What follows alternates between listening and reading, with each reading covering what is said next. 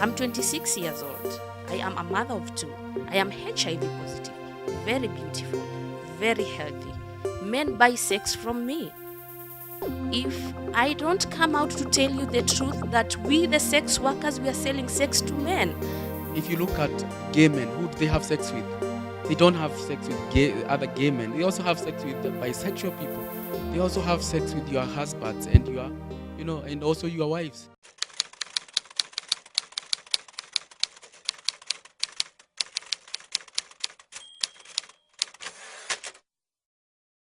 Within the Ministry of Health, there is a program that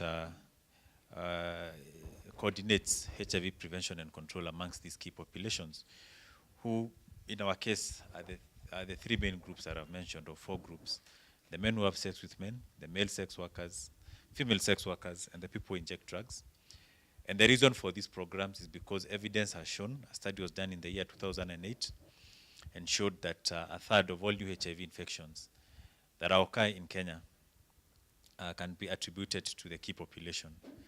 Meaning, of every 100 new infections that are occurring, HIV infections that are occurring, you can attribute 33 of them to the key populations.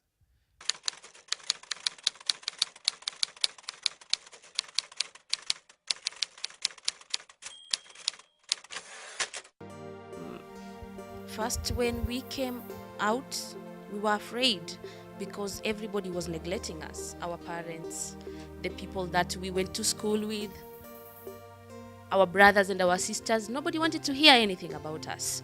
So we suffered outside there. We sold sex without any experience of condom use, something like condom bust, or if I'm raped, I need to go to a clinic, or I need to report to a policeman when I am raped, or any violation has taken place. I didn't know anything about reporting, but we kept on getting HIV positive.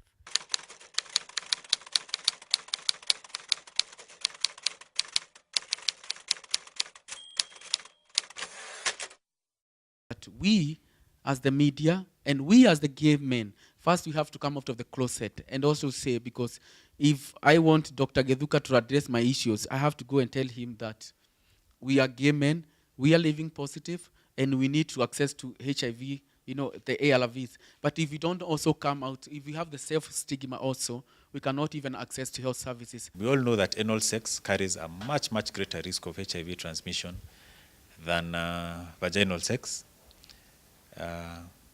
This is because of the anatomy. The reproductive health system of the vagina is very well lubricated, unlike the anal area, so there's a lot of bruising.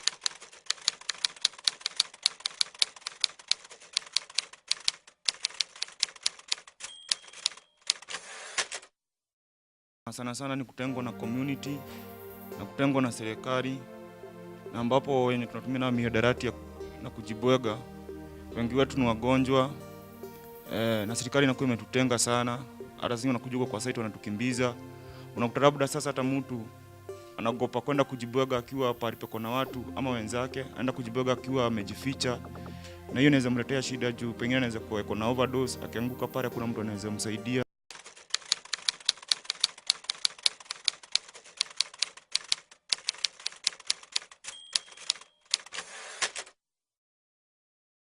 Drug injection happens in dens.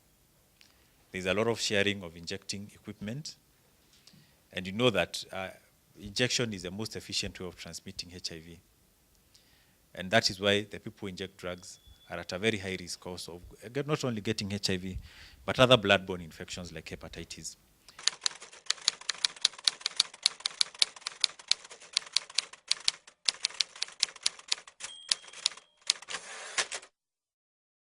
Per day, the highest number of men I can sell sex to, I can get to over 8, sometimes even to 10. The less, 3 or 2. And I am only one. A size estimation was done in Mombasa, and it said the whole Coast Province has 43,000 sex workers. So the question is, if the number of sex workers is 43,000, what if each and every sex worker gets 4 clients per night? and they don't use condom, and they are HIV positive like me, because you have not given them a chance to come out and give you their issues. Who is suffering? You are suffering, and we are suffering at the same time. So the violations of sex workers are very high. No wonder we came out with the Kenya Sex Workers Alliance, which is the Kenyan movement.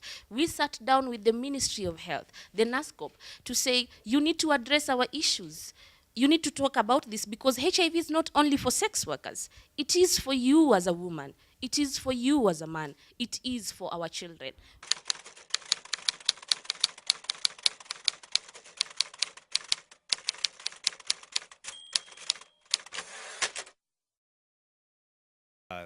These populations, there's a lot of stigma, there's a lot of discrimination. The activities are criminalized, they're illegal. So what happens is that it's very difficult for them to access our health services.